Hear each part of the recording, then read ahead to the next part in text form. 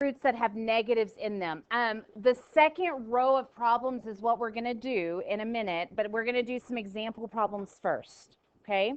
So go to that page that's, you were writing on before, that you wrote the I stuff on, the blank piece of notebook paper, and let's do some square roots that are negatives.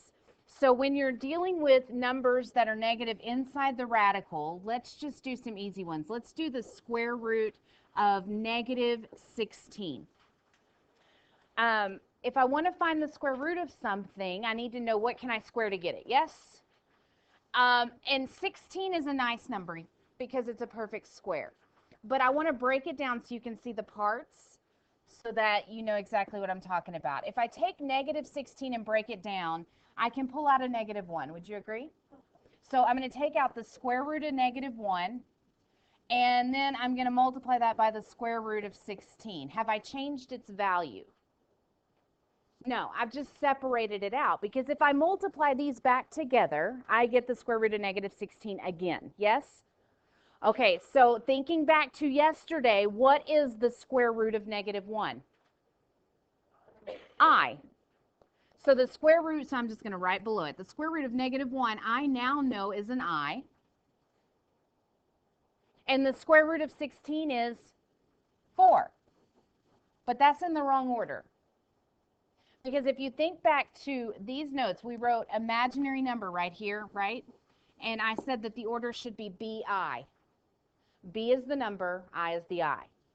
So this should actually be the square root of negative 16 is it 4I.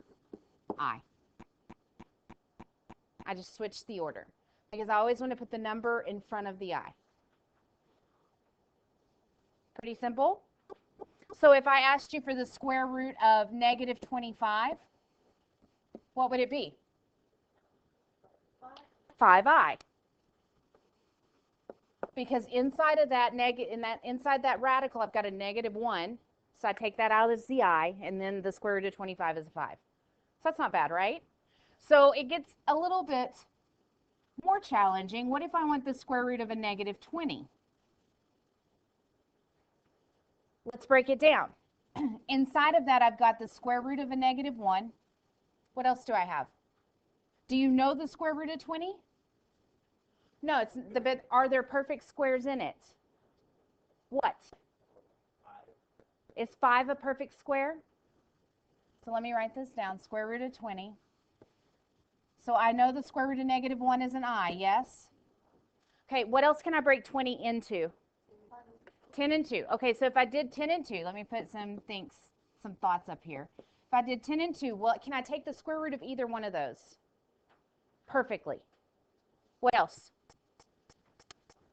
5 and 4. Can I take the square root of either one of those perfectly? The 4. So if I write this down as the square root of 5 times the square root of 4, just because I want you to see that I'm not changing the value at all, I'm just trying to put my thoughts on paper. Can you take the square root of 5? No. Can you take the square root of 4? What is it? 2. That has to go in front of the I. And since I can't, so the I is taken care of, the square root of 4 is taken care of. And I leave the square root of 5 underneath.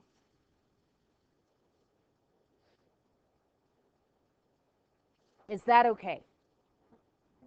Questions? Let's do another one. What if I want the square root of a negative 15? Let's break it down. What's in there? The square root of negative 1. And then what are factors of 15? 5 and 3. What else? So I've got 5 and 3, 1 and 15, right? Are any of those perfect squares? No.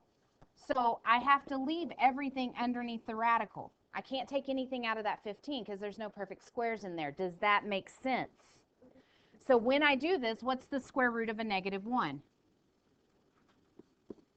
It's an I, right? And so the square root of 15 stays under. Now, for today, this is the number, right? So the I has to go behind the number. And I need you to be very careful because when you enter this, you have to put the square root of 15, and you've got to arrow over 1 and then put the I. If not, you leave the I underneath the radical, and that's wrong. Does that make sense?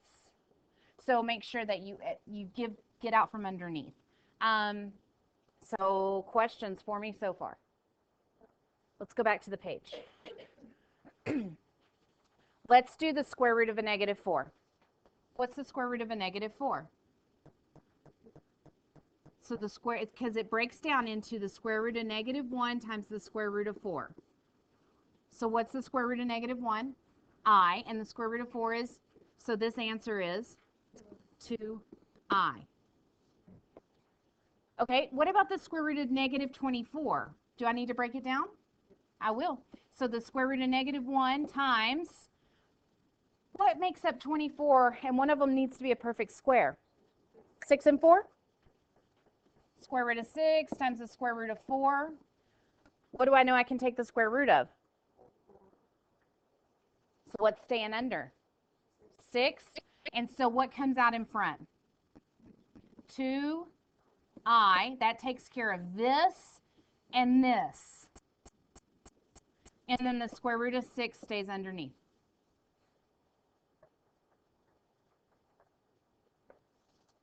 So you try 16. Yeah. 16. Oh, no, you don't try that. Hold on, I'm going to do that with you. That's not number 16. That's the problem.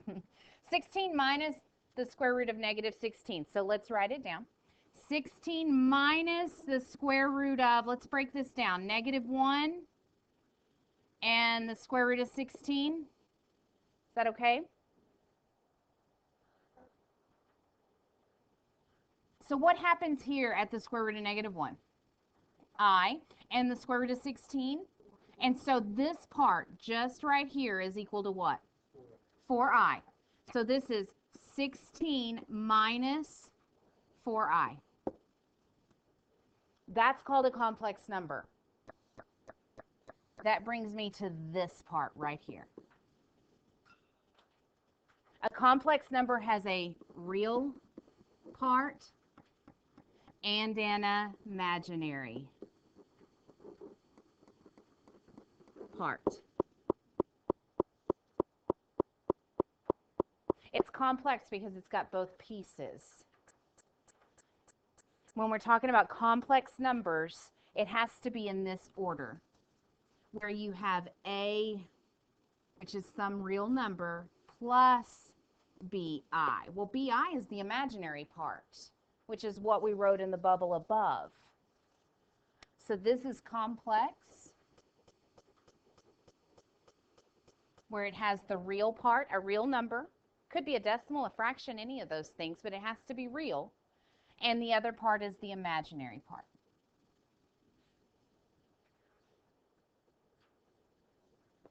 Okay, your job today on Khan Academy is simplifying roots.